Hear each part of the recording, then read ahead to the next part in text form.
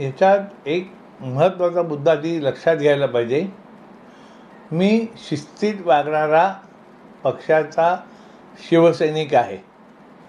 गजाभाऊनी आमचे आणि मी एकत्रितपणे अनेक वर्ष काम केलेलं आहे. पक्षशिस्त कशी असावी, पक्षशिस्त म्हणजे काय, हे गजाभाऊंना पण सगळं चांगलं माहिती आहे. अशा वेळेला 1.5 वर्षापूर्वी आम्ही जे काही सत्तेत आलो त्यानंतर गजाभाऊंनी काल जे काही प्रकारची वक्तव्य केली ही एक शिवसैनिक म्हणून मला चीड आणणारी वाटली, मला चीड आली. आणि दुसरं असं, शिवसैनिकांच्या मनात संभ्रम निर्माण करणारी ही वक्तव्य आहेत, शिवसैनिकांचं मनोधैर्य खच्ची करणारी ही वक्तव्य आहेत, अशी माझी भावना झाली. आणि म्हणूनच त्याचा उद्रेक या पत्रातून झालेला आहे. पत्र दिल्यानंतर काही प्रतिक्रिया मुख्यमंत्र्यांच्या किंवा कोणी आज होती सगळ्या घडामोडी. म्हणजे ही कुठली आपसातली स्पर्धा नव्हे, माझी आणि गजाभाऊंची एकमेकांना पदावरून खाली घेतल्यासाठी वगैरे ही स्पर्धा नाही आहे. ही स्पर्धा पक्षात चांगलं वातावरण राहावं यासाठीच सगळ्यांनी प्रयत्न करण्यासाठीची ही स्पर्धा आहे. पक्ष पुढे जावा, आपल्या वक्तव्याने आपल्या कृतीने पक्षाची कोणत्याही प्रकारे हानी होणार नाही याची काळजी प्रत्येकाने घेतली पाहिजे. आणि त्याच एका भावनेने हे पत्र मी माननीय मुख्यमंत्री आणि पक्षाचे मुख्य नेते एकनाथराव शिंदेसाहेब यांना लिहिलेलं आहे. नक्की निवडणुकीच्याच वेळेस एकेरी उल्लेख केला होता, नक्की कोणी एकेरी उल्लेख केला या पत्रामध्ये? मला असं वाटतं की ते सगळ्यांना माहिती आहे. आपण कुटुंबाला या वादात ओढू नये असं मला वाटतं. आणि हा विषय आता आजच संपूर्णपणे निकाली निघेल. मी जे सांगितलं ते महत्त्वाचं आहे. माझी आणि गजाभाऊ कीर्तिकारांची कोणत्याही प्रकारची स्पर्धा नाही, पण जे चुकीचं आहे ते चुकीचंच आहे हे मी सांगणं माझं शिवसैनिक म्हणून काम आहे. शिवसैनिकांच्या मनात संभ्रम निर्माण होऊ नये, त्यांच्या भावनांना मी वाट करून दिली. मी जनतेचा लाऊडस्पीकर आहे, त्याच भावनेने मी हे पत्र माननीय मुख्यमंत्र्यांना लिहिलेलं आहे. अमोल कीर्तिकर आणि गजानन यांचे भाऊ यांचे संबंध अजूनही देखील आहे. एकीकडे ते ठाकरे गटाकडनं काम करतात, दुसरीकडे शिंदे गट.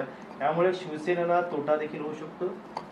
म्हणजे असा ते म्हणजे पिता पुत्रांमध्ये काही मिठाचा खडा पडावा, घरामध्ये भांडणं व्हावीत असं कोणीही इच्छा व्यक्त करणार नाही.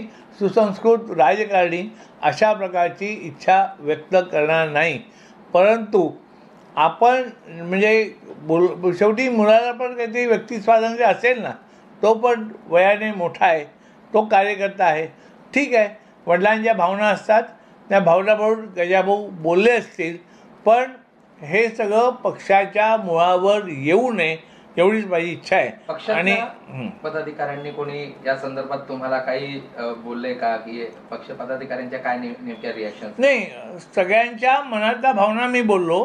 त्यामुळे मला रात्री जवळपास 1:30 वाजेपर्यंत अनेक पक्ष पदाधिकाऱ्यांचे फोन आले आणि त्यांनी माझा अभिनंदन केलं. सर, उल्लेख केला एकूणच कीर्तिकरांचा मातोश्रीवर लोटांगण घालण्याची घाई झालेली दिसते असं पत्रात उल्लेख केला. आणि रामदास कदम यांचा देखील तुम्ही उल्लेख केलेला आहे. नाही, याचं कारण असं की रामदास कदम यांचे पुत्र श्री सिद्धेश हे अतिशय तडफदार शिवसैनिक आहेत, तरुण आहेत. आणि बदल हा सृष्टीचा नियम आहे. सिद्धेशला पुढे येण्याची खूप मोठी संधी होती, पण त्या वादामध्ये ती संधी पण गेली. आता त्या गोष्टी उकळून काढण्यामध्ये मला कोणत्याही प्रकारचं स्वारस्य नाही. आमचा पक्ष, आमची शिवसेना नीटपणे चालावी एवढीच माझी इच्छा आहे. आणि याच्यापुढे शिवसेनेत कोणीही पक्षाला बाधा येईल अशा प्रकारची वक्तव्य करणार नाही याची मला खात्री आहे. कीर्तिकरने मातोश्रीवर लोटांगण घालण्याची घाई झालेली दिसते असं देखील पत्रात उल्लेख नाही. झालं ते, आता झालं तो उद्रेक होता मनाचा, आता संपला ना. हो. कारवाई कशा प्रकारची करणं गरजेचं आहे, पुढे देखील शिस्त सर्वांना पाळता येईल आणि ते पक्ष नेते ठरवतील. ते ठरवण्याचा अधिकार माझ्या हातात तरी आहे. पक्ष नेतृत्वापर्यंत गाऱ्हाणं नेणं, आपलं मत मांडणं हे माझं काम आहे. निर्णय पक्ष नेतृत्व गेल्याच्या बाबतीत. आणि मी एक गोष्ट स्पष्ट केली ना की 2 नेत्यांमधली 2 शिवसैनिकांमधली स्पर्धा अजिबात नाही आहे. शिस्तबद्ध. एकमेकांचे पाय ओढण्याच्या यामध्ये कोणताही संबंध नाही आहे. मुख्यमंत्री आज दखल घेतील अपेक्षा? नक्कीच घेतील ना. हो.